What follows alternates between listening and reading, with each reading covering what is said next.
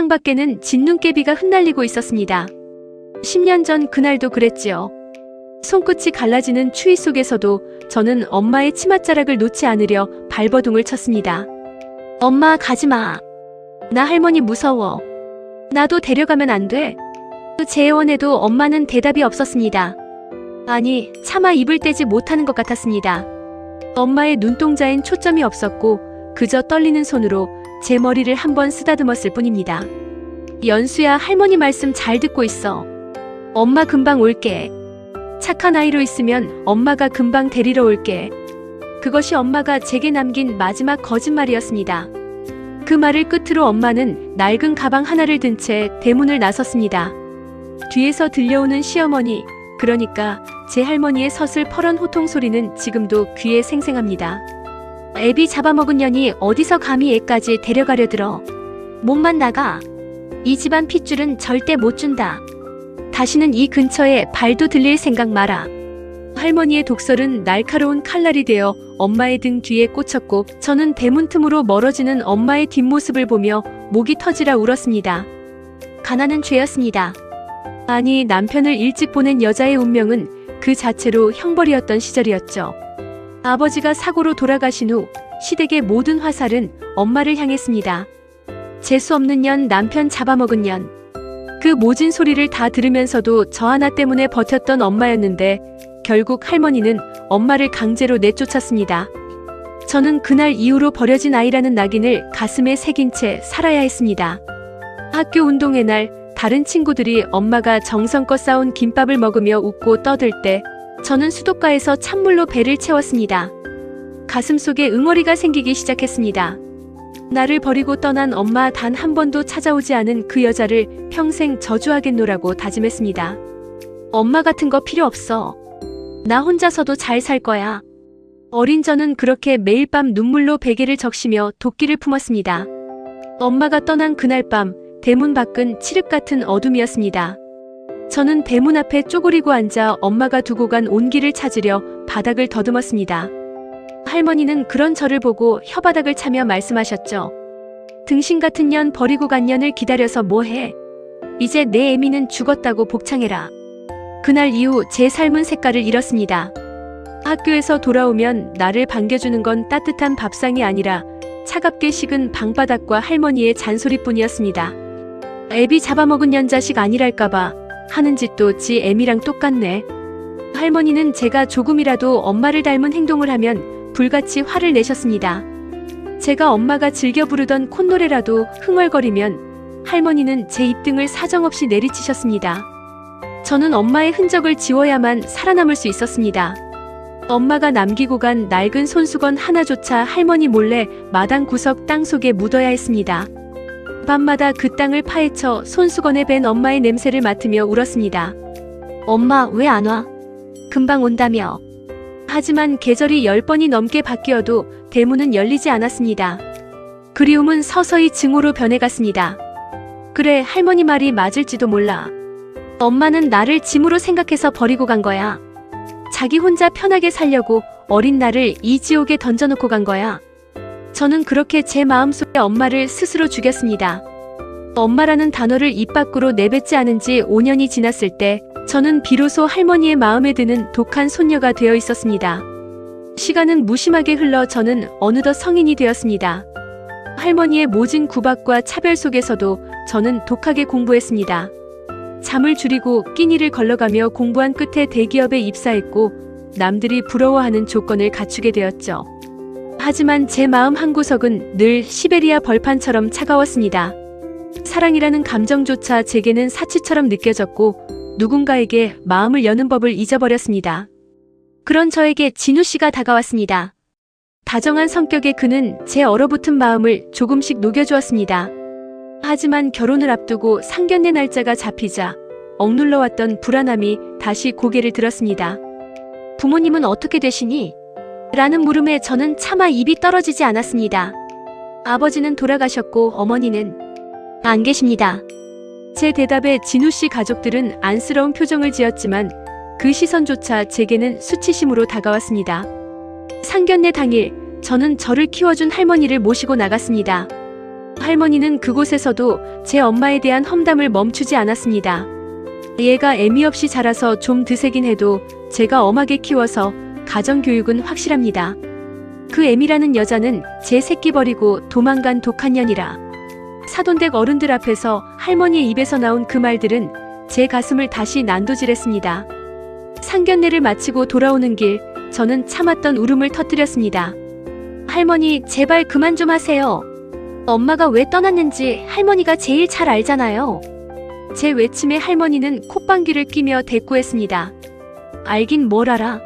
그녀는 돈 한 푼 없이 나가더니 제 몸 하나 건사하기 바빠서 너를 잊은 거야. 10년 동안 연락 한 번 없는 게 증거 아니냐? 할머니의 말은 사실이었습니다. 10년이라는 긴 세월 동안 엄마는 나타나지 않았습니다. 저는 이제 엄마에 대한 마지막 기대조차 접었습니다. 그래, 당신은 나를 버린 거야. 나도 당신을 내 인생에서 지울 거야. 결혼식 청첩장에 제 엄마의 자리는 없었습니다. 혼주석은 비워두기로 했습니다. 아니, 죽은 사람의 자리라고 생각하기로 했습니다. 결혼식을 앞두고 예비 시어머니께서 저를 따로 부르셨습니다. 조심스럽게 봉투 하나를 건네시더군요. 연수야, 실은 며칠 전에 어떤 아주머니 한 분이 우리 집에 찾아오셨단다. 내 결혼 소식을 듣고 차마 내 앞에는 못 나타나고 이거라도 꼭 전해주고 싶다고 하시더구나. 봉투 안에는 낡은 주소 하나가 적힌 쪽지가 들어있었습니다. 저는 직감했습니다. 그 여자였습니다. 나를 버린 나의 생모. 분노가 치밀어 올랐습니다. 이제 와서 내 결혼 소식을 듣고 왜? 혹시나 사위가 부자라는 소문을 듣고 돈이라도 뜯어내려고 나타난 걸까? 온갖 나쁜 생각들이 제 머릿속을 지배했습니다. 저는 당장 그 주소지로 달려갔습니다. 그 여자의 얼굴에 대고 따져 묻고 싶었습니다. 왜 이제야 나타났느냐고, 당신이 무슨 권리로 내 행복을 훔쳐보느냐고 말입니다. 주소지는 서울 외곽의 낡은 시장 골목이었습니다. 허름한 상가 건물의 어두컴컴한 지하 주방. 쾌쾌한 냄새와 뜨거운 열기가 가득한 그곳에서 저는 한 여성을 보았습니다. 김이 모락모락 나는 커다란 가마솥 앞에 서서 허리가 굽은 채 쉴 새 없이 그릇을 닦고 있는 여인. 10년 전 기억 속에 곱던 엄마의 모습은 간데없고 세월의 풍파를 온몸으로 맞은 초라한 노파 한 명이 서 있었습니다. 저는 입구에서 멍하니 그 모습을 바라보았습니다. 엄마의 옷소매는 해져 있었고 빨갛게 불어터진 손은 마디마디가 굵어져 있었습니다. 제가 알던 엄마의 고운 손은 이미 사라진 지 오래였습니다. 식당 주인 아주머니가 저를 보며 물었습니다. 누구 찾아왔어? 점심 장사 끝났는데.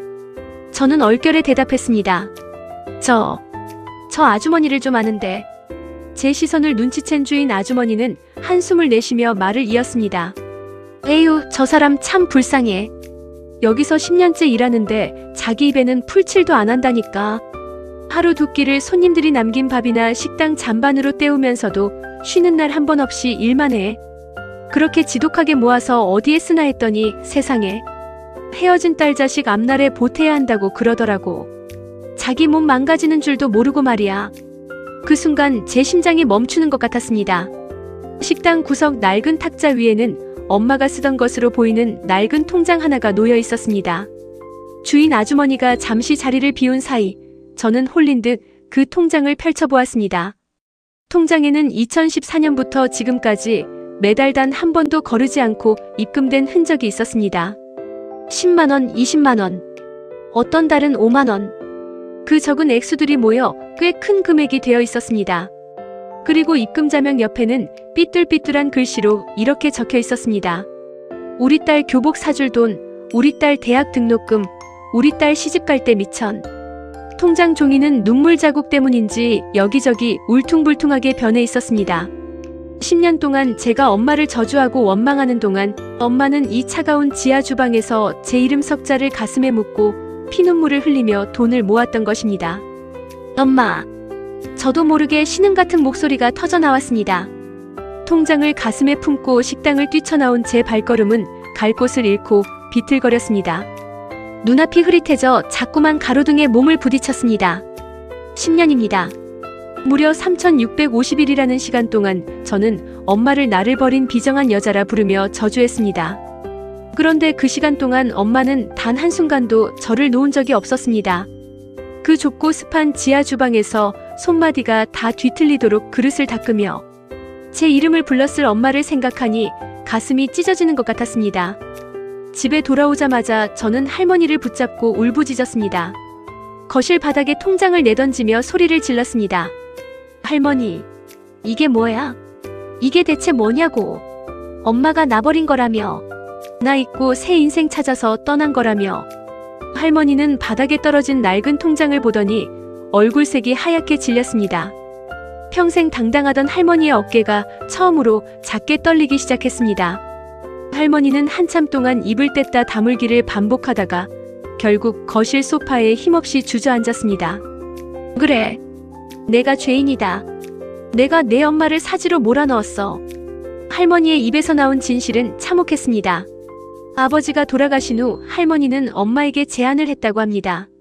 아이를 데리고 나가서 둘 다 굶어 죽을 것인지 아니면 아이를 두고 몸만 나가서 아이라도 번듯하게 키울 것인지 선택하라고 말이죠. 할머니는 엄마가 저를 찾아오지 못하게 아이 근처에 얼씬거리면 그나마 보내주는 양육비도 끊어버리고 아이를 고아원에 보내버리겠다는 협박까지 했다는 겁니다. 내 엄마는 내가 좋은 환경에서 교육받고 자라길 바랐어. 자기가 옆에 있으면 평생 식당 일이나 거들며 불우하게 살 거라고 생각한 거지. 그래서 죽을 힘을 다해 너를 외면한 거야. 나한테 매달 돈을 보내면서도 절대로 너한테는 비밀로 해달라고 자기가 나타나면 내 앞길에 방해만 된다고 울면서 부탁하더구나. 저는 그 자리에 주저앉아 통곡했습니다. 엄마의 사랑은 제가 감당할 수 없을 만큼 깊고 무거웠습니다. 자식을 버린 게 아니라 자식을 살리기 위해 본인의 심장을 도려내고 나간 것이었습니다. 저는 그 밤 결혼식 청첩장을 다시 꺼냈습니다. 그리고 비어있던 신부 어머니 칸 등에 엄마의 이름을 한자 한자 눌러 적었습니다. 눈물이 번져 글자가 뭉개졌지만 상관없었습니다. 훗날 알게 된 사실이지만 제가 엄마를 저주하던 그 시간 엄마는 서울 변두리 쪽방촌에서 자신을 채찍질하며 살고 있었습니다. 식당 주인 아주머니가 나중에 제게 건네준 엄마의 낡은 수첩에는 이런 글들이 적혀 있었습니다. 6월 15일 우리 연수 생일이다. 직접 미역국 한 그릇 못 끓여주는 못난 엄마를 용서하지 마라. 연수야, 너는 나처럼 살지 말라고 이 엄마가 너한테서 나쁜 운명을 다 가지고 나온 거란다. 오늘 식당에서 남은 고기 반찬을 보며 내 얼굴이 떠올라 한참을 울었다. 10월 2일 시어머니께 돈을 보냈다. 연수 문제집 사주고 맛있는 거 사주라고 신신당부했지만 그 돈이 제대로 전해질지 모르겠다. 그래도 보낼 수밖에 없다. 내가 할 수 있는 건 이것뿐이니까. 손이 다 부르터서 젓가락질도 힘들지만 내 새끼 이름으로 된 통장에 숫자가 늘어나는 걸 보면 배가 부르다. 엄마는 매일 밤 제가 잠든 시간을 계산하며 먼 하늘을 보았을 겁니다. 제가 할머니에게 매를 맞고 울 때 엄마는 식당 가마솥의 열기에 얼굴이 데어가며 돈을 벌었습니다. 엄마에게 인생이란 건 존재하지 않았습니다. 오직 연수의 엄마로서 보이지 않는 곳에서 그림자처럼 존재하는 것만이 삶의 이유였습니다. 드디어 결혼식 당일이 되었습니다. 강남의 화려한 예식장은 이른 아침부터 하객들로 붐볐습니다. 신부 대기실에 앉아있는 제 모습은 눈부시게 아름다웠지만 제 마음은 폭풍 전야처럼 불안했습니다. 엄마에게 청첩장과 함께 편지를 보냈지만 엄마는 끝내 연락이 없었습니다. 이런 못난 모습으로 어떻게 내 옆에 서겠니? 라며 거절하던 엄마의 마지막 통화 내용이 귓가에 쟁쟁했습니다. 예식 시작을 알리는 종소리가 울렸습니다. 저는 아빠도 엄마도 없이 혼자 버질로드를 걸어 들어갔습니다. 사람들은 수군거렸습니다. 신부 측 혼주석이 비었네. 정말 고아인가 봐. 그 소리들이 제 귀를 찔렀지만 저는 정면만 응시했습니다. 그런데 식장 중간쯤 걸어갔을 때였습니다. 하객들 맨 뒤쪽 거대한 대리석 기둥 뒤에서 반쯤 몸을 숨긴 채 저를 바라보는 한 여성이 보였습니다. 남루한 갈색 코트, 낡아서 가죽이 다 벗겨진 가방을 가슴에 꼭 껴안은 채 입술을 깨물며 눈물을 흘리는 사람. 바로 나의 엄마였습니다. 엄마는 제가 당신을 발견할까봐 기둥 뒤로 몸을 더 깊숙이 숨겼습니다. 순간 제 발걸음이 멈췄습니다. 주례 선생님도 신랑 진우 씨도 당황한 눈빛으로 저를 보았습니다. 저는 드레스 자락을 양손으로 움켜쥐고 무대 아래로 내려갔습니다. 하객들이 비명을 지르듯 웅성거렸지만 상관없었습니다. 저는 사람들 사이를 거칠게 헤치고 달려가 기둥 뒤에 서 있던 엄마의 손을 꽉 잡았습니다. 엄마! 제 외침에 엄마는 소스라치게 놀라며 손을 빼려 했습니다. 연수야, 왜 이래?